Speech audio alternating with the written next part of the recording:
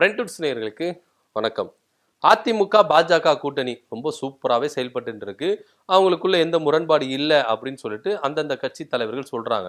ஆனா இங்க பாஜக என்னன்னா ஒரு சூப்பர் பிளான் போடுறாங்க. என்ன அப்படின்னு பாத்தீங்கன்னா, பிரிந்து கிடக்கிற அதிமுகவோட நம்ம பாஜக கூட்டணி வச்சா கண்டிப்பா நம்மளுக்கு ஓட்டு வராது அப்படின்றது எல்லாருக்குமே தெரியும். ஐயா மோடி முதற்கொண்டு அமித்ஷா அவர்கள்லாம் முதற்கொண்டு எல்லாமே என்ன பண்றாங்க, தீர விசாரிச்சு என்ன பண்ணிருக்காங்க, முடிவு அறிவிச்சிருக்காங்க. ஸோ ஒருங்கிணைந்த அதிமுகவோட பாஜக கூட்டணி வச்சதுன்னா நிச்சயமா வெற்றி பெற முடியும் அப்படின்றது மோடி அவர்கள் நம்புறாரு. ஸோ இன்னைக்கு அமித்ஷா அவர்கள் என்ன பண்றாரு, வராருல. ஸோ அவர்கிட்ட மோடி அவர்கள் கொடுத்த அஜெண்டா என்னன்னா, இந்த அஜெண்டா தான். எப்படி அப்படின்னு பார்த்தீங்கன்னா, அதிமுகவை ஒன்றிணைக்கணும். அதற்கு என்ன எஃபெக்ட் போடணுமோ அந்த எஃபெக்டை போடுங்க, கணக்கச்சிதமா காரியத்தை முடிச்சுட்டு வாங்க அப்படின்னு சொல்லிட்டு தான் ஐயா டெல்லியில மோடி அவர்கள் அமித்ஷா அவர்களை சொல்லி அனுப்பியிருக்கிறார்.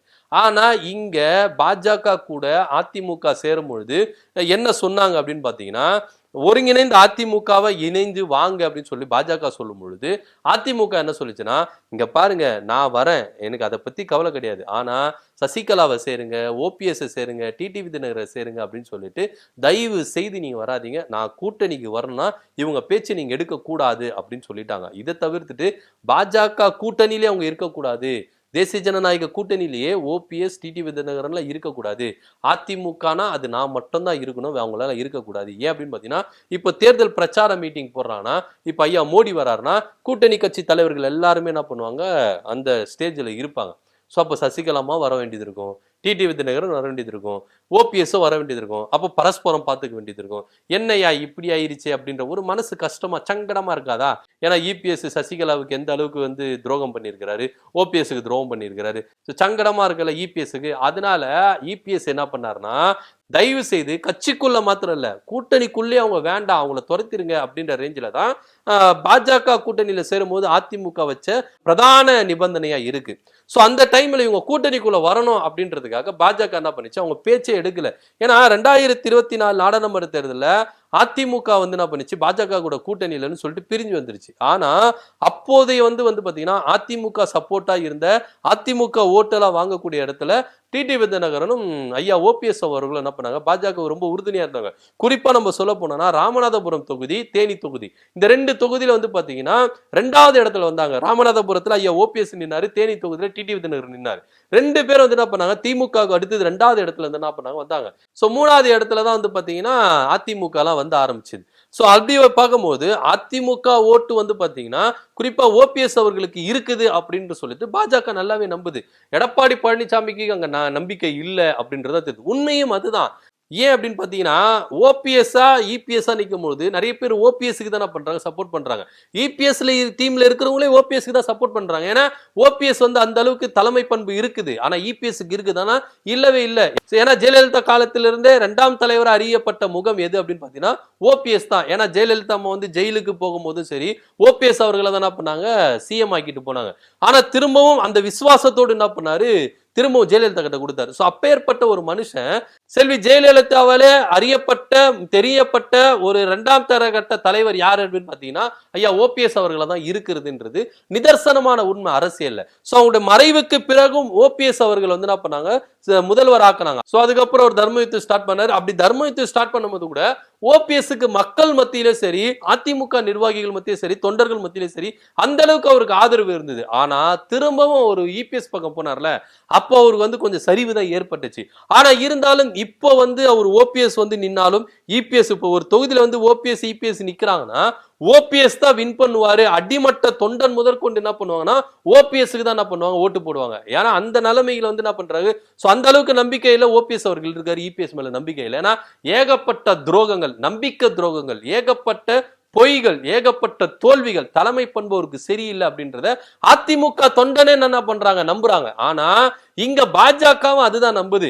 ஏங்க உங்களை மட்டும் வச்சுன்னு நாங்க என்னங்க பண்ண முடியும், எங்களுக்கு டிடிவி தினகரன் சப்போர்ட்டே வேணும், ஓபிஎஸ் சப்போர்ட்டே வேணும், சசிகலாவுடைய சப்போர்ட்டே வேணும். தென் மாவட்டங்கள்ல அதிமுக ஓட்டு யாருக்கு இருக்குது அப்படின்னு பாத்தீங்கன்னா எடப்பாடி பழனிசாமிக்கு எல்லாம் இல்ல. தென் மாவட்டங்கள்ல நீங்க அதிமுக ஒருங்கிணைக்கும் பொழுது ஓபிஎஸ்க்கு தான் அதிக பேர் இருக்காங்க. ஓபிஎஸ், டிடிவி தினகரன், சசிகலா இவங்களுக்கு தான் என்ன பண்றாங்க, அதிமுக ஓட்டு போடுவாங்க அப்படின்றது தான் நிதர்சனம் உண்மை. நீங்க கொங்கு மண்டலத்தில் எடுத்துட்டா கூட இபிஎஸ் உடைய சாம்ராஜ்யம் சரிஞ்சுக்கிட்டு வருது, அதுதான் நிதர்சனமான உண்மையா இருக்கு.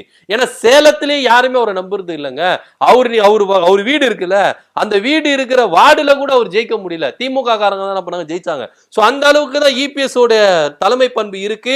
வெற்றி வீகங்கள் அந்த அளவுக்கு அவர் என்ன பண்றாரு, வகுக்கிறாரு. கள நிலவரமே இதுதான். சோ இப்ப பாஜக என்ன நினைக்குது அப்படின்னு பாத்தீங்கன்னா, ஆரம்பத்துல நீங்க கூட்டணி வர்றதுக்காக நாங்க என்ன பண்ணோம், அவங்க பேச்சு எடுக்கல. ஆனா இப்போ நம்மளுக்கு ஜெயிக்கிறது ரொம்ப முக்கியமா இருக்கு. அந்த ஜெயிக்கிறது ரொம்ப முக்கியம்னா ஓபிஎஸ் நம்ம விட்டுடக்கூடாது, டிடிவி தினகரன் விட்டுடக்கூடாது, சசிகலா விட்டுடக்கூடாது. ஒருங்கிணைந்த அதிமுக வேணும் அப்படின்ற ஒரு விஷயத்துல பாஜக வந்து நிக்குது. சோ இத பிரதிபலிக்கிற விதமா தான் சில தினங்களுக்கு முன்பு பாஜக மாநில தலைவர் நயினார் நாகேந்திரன் என்ன சொன்னார்னா, நிச்சயமா அதிமுக ஒன்றிணைக்கும் பணியில பாஜக முயலும் அப்படின்ற ஒரு விஷயத்தை என்ன பண்ணிருக்காரு, முன்வைக்கிறார். நிச்சயமா அவங்க கையில் எடுப்பாங்க. அதிமுக பிரிப்பதும் நானே, சேர்ப்பதும் நானே அப்படின்ற ரேஞ்சில தான் பாஜக வந்து நிக்குது.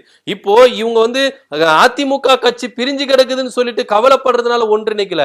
ஓட்டு பிரிஞ்சு வேலை இடத்துக்கு போயிடக்கூடாது, பாஜக வந்து தோத்துறக்கூடாது. ஏன்னா பாஜக ஒரு அச்சமா இருக்கு. ஏன்னா அதிமுக பாஜக கூட்டணி வச்சாங்கல்ல, இந்த கூட்டணி மேல்மட்ட லெவல்ல வந்து என்ன பண்ணிருக்கு, ஒட்டி இருக்கு.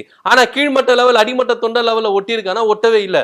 இப்போ ஒரு தொகுதியில பாஜக நிக்கிறாங்கன்னா அதிமுக ஓட்டு பாஜக போகாது அப்படின்றது பாஜகவுக்கே நல்லா தெரியும். சோ இவங்களுடைய சுய லாபத்துக்காகத்தான் அதிமுக ஒன்றிணைக்கிறாங்களே கண்டி, அதிமுக பிரிஞ்சு கிடக்கு, அதனால அதிமுக கெட்டு போயிருச்சு அப்படின்னு நல்ல எண்ணத்துல எல்லாம் அவங்க வந்து என்ன பண்ணல, அதிமுக ஒன்றிணைக்கல.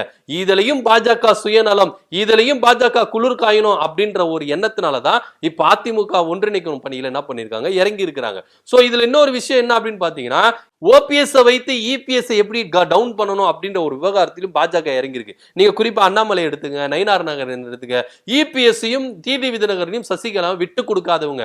ஆனா ஓபிஎஸ் கூட விட்டு கொடுத்துருவாங்க. ஏன்னா ஓபிஎஸ் எப்படியெல்லாம் டபாஞ்சிருவாரு, எப்படியெல்லாம் பல்ட்டி அடிப்பாரு, எப்படியெல்லாம் புறமுதுக காட்டிட்டு ஓடுவாரு அப்படின்றதுல நம்மளுக்கு வந்து என்ன பண்ணுது, தெரிஞ்ச ஒரு விஷயமா தான் இருக்குது. ஆனா பாஜக வந்து ஓபிஎஸ்ஸையும் டிடிவி தினகரன் சசிகலாவும் எக்காரணத்துக்கும் நம்மளை விட்டு போக மாட்டாங்க அப்படின்றத அவங்க தெல்ல தெளிவா நம்புறாங்க. சோ அதனாலதான் அதிமுக ஒன்றிணைச்சு இப்ப வராரு அமித்ஷா அவர்கள் டிடிவி தினகரன் சந்திக்கிறதுக்கு ரெடி ஆயிட்டாரு. டிடிவி தினகரன் மதுரையிலே போயிட்டு என்ன பண்ணிட்டாரு, டென்ட் போட்டாரு. அதுக்கு ஒரு கூட்டம் ஒண்ணு அமமுக சார்பா செயல் வீரர்கள் கூட்டம் நடத்துறேன் அப்படின்னு சொல்லிட்டு மதுரையில் என்ன பண்றாரு, அங்கேயே வந்து என்ன பண்றாரு, நடத்திட்டு இருக்காரு. அது பேரளவுல தான் இருக்கு, அது வேற விஷயம். ஆனா இப்போ அமித்ஷா அவர்கள் என்ன பண்ண போறாங்க, பாஜக என்ன பண்ணாங்கன்னா, அதிமுகவை ஒன்றிணைக்கின்ற பேர்ல டிடிவி தினகரன் ஓபிஎஸ் சசிகலாவை உள்ள கொண்டு வந்துட்டு எடப்பாடிக்கு செக் வைக்கிற ஒரு விஷயத்துல வந்து என்ன பண்ணிருக்காங்க, இறங்கி இருக்காங்க.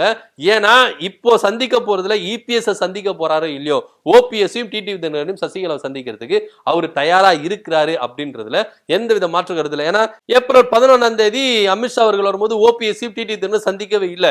இதனுடைய வெளிப்பாடா ஓபிஎஸ் அவர்கள் என்ன பண்ணாருன்னா, அதிருப்தி என்ன பண்ணாரு, வெளிப்படுத்திட்டாரு.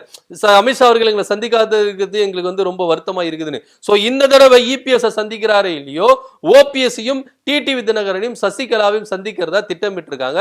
மோடி அவர்களும் என்ன சொல்லி அமைச்சிருக்காருன்னா, ஒருங்கிணைந்த அதிமுகவோட நின்னாதான் நம்மளுக்கு பவர், நம்மளுக்கு ஸ்ட்ரென்த். அதிமுக பிரிஞ்சு கிடந்தா நம்மளுக்கு ஓட்டு வராது, அதிமுக காரங்களே நம்மளுக்கு ஓட்டு போட மாட்டாங்க. அதனால நீங்க அதிமுக ஒன்றிணைக்கிற பணியில மும்முரமா இறங்குங்க அப்படின்னு சொல்லிட்டு தான் மோடி அவர்கள் அமித்ஷா அவர்களுக்கு சொல்லிட்டு போனதாகும். இப்ப அமித்ஷா அவர்கள் அதிமுக ஒன்றிணைக்கிறதுக்கு மும்முரமா இறங்க போகிறார். இதுல இபிஎஸ் சம்மதிச்சாலும் சம்மதிக்கினாலும் வேற வழி கிடையாது. அதிமுக ஒன்று இணையணும் அப்படின்ற ஒரு விவகாரத்துல அந்த புள்ளியில வந்து பாஜக நிக்குது. என்னதான் வந்து நீங்க வந்து கூட்டணி வரும்போது நீங்க பல நிபந்தனைகள் போட்டிருக்கலாம், நீங்க கூட்டணிக்குள்ள வர வைக்கிறதுக்கு தான் அவங்க வந்து அமைதியா போயிருக்கலாம். புலி பதுங்குதுன்னா பயத்தினால பதுங்கல, பாயிறதுக்காக தான் பதுங்குது. அது மாதிரி அதனால நீங்க வந்து போடுற கண்டிஷன் பாஜக ஒத்துக்குது அப்படின்றதுனால இன்னும் கண்டிஷன் மேல கண்டிஷன் எல்லாம் போடக்கூடாது. போட்டு உள்ள வந்துட்டீங்களா, இதுக்கப்புறம் பாஜகவோட ஆட்டத்தை பாருங்க அப்படின்ற ரேஞ்சில தான் இப்ப பாஜக பாய ஆரம்பிச்சிருச்சு. எப்படி இருந்தாலும் அமித்ஷா அவர்கள் என்ன பண்ண போறாரு, அதிமுகவை அடித்து கலைச்சி ஆட போகிறார். திரும்பவும் அதிமுக ஒன்றிணைஞ்சு பாஜக கூட கூட்டணி வைக்குதா அப்படின்றத பொறுத்திருந்து பார்க்கலாம். அமித்ஷாவுடைய வருகை எதை குறிக்குது அப்படின்னு பாத்தீங்கன்னா, அதிமுகவை ஒன்றிணைக்கணும் அப்படின்ற புள்ளியில வழிவகை செய்யறதுக்காக அமித்ஷாவுடைய வருகை இங்க வந்து என்ன பண்ணுது, குறிப்பிடப்படுது. இதை பத்தி நீங்க என்ன நினைக்கிறீங்க அப்படின்றத கீழே கமெண்ட் பண்ணுங்க. நன்றி, வணக்கம்.